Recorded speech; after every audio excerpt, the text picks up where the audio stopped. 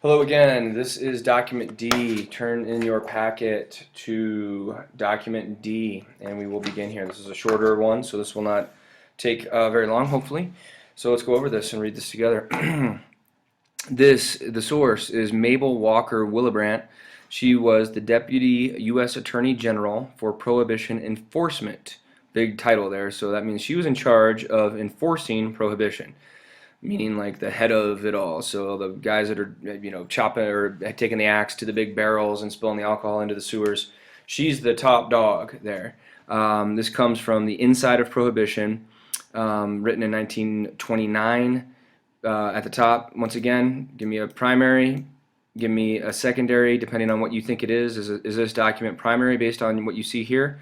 Maybe you need to read it first to decide, is it going to be primary or is it going to be secondary? All right. Take a second and do that, and let's go over this.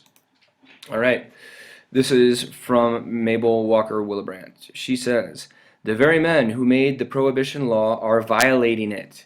How can you have the heart to prosecute a bootlegger, send a man to jail for 6 months or a year for selling a pint or a quart of whiskey, when you know for a fact that the men who make the laws are themselves patronizing bootleggers?"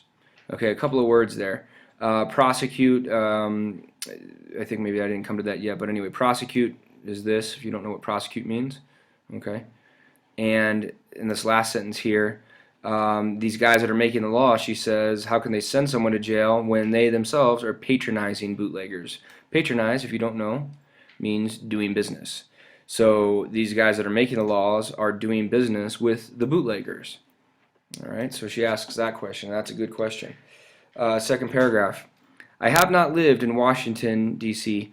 all these years without becoming well acquainted with the fact that many congressmen and senators are persistent violators of the Volstead Act. Senators and congressmen have appeared on the floors in a drunken condition. Bootleggers infest the halls and corridors of Congress and ply their trade. That means bootleggers are inside Congress buildings selling their booze. Okay, that's what ply their trade means. They're doing business.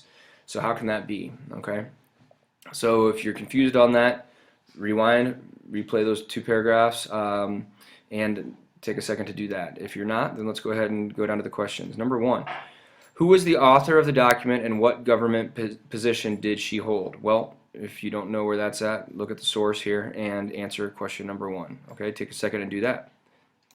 All right, moving on. Question two. This does that a lot. All right, let's see here. Question two.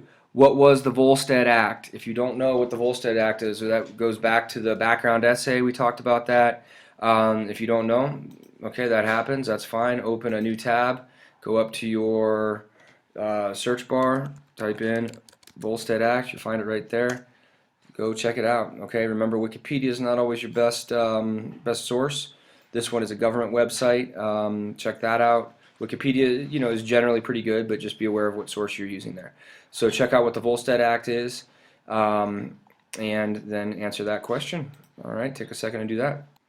Number three, what is the author, Mabel, of the document most upset about? Okay, short document here. So what do you think she's upset about? I'll give you a hint. Has to do with the term double standard. If you don't know what that term means, then Google that. Though it's not sufficient to just write in here, she's upset about a double standard. Explain what the double standard is. What does that mean? There's a double standard going on here. The guys that are making the laws, okay, what's the double standard with those guys? Okay, take a second and figure that out. Google double standard if you need to. All right, last one, number four. How does this document help explain why Americans wanted to repeal the 18th Amendment? Okay, remember, repeal means to get rid of it. Why did they want things to go back the way they were? That we could go and drink again, that we could sell, we could buy alcohol, make alcohol, all these things. How does this document explain why Americans wanted to go back to the good old days? All right, number three kind of ties into that. What does it do? What is she saying? This is the person in charge of prohibition, and what's she claiming here? What happens to respect for the law if people making the laws aren't following it? Does that make people want to follow the law? Does it make people disrespect the law? Think about that and write your answer, your opinion here, number four. Okay, thank you.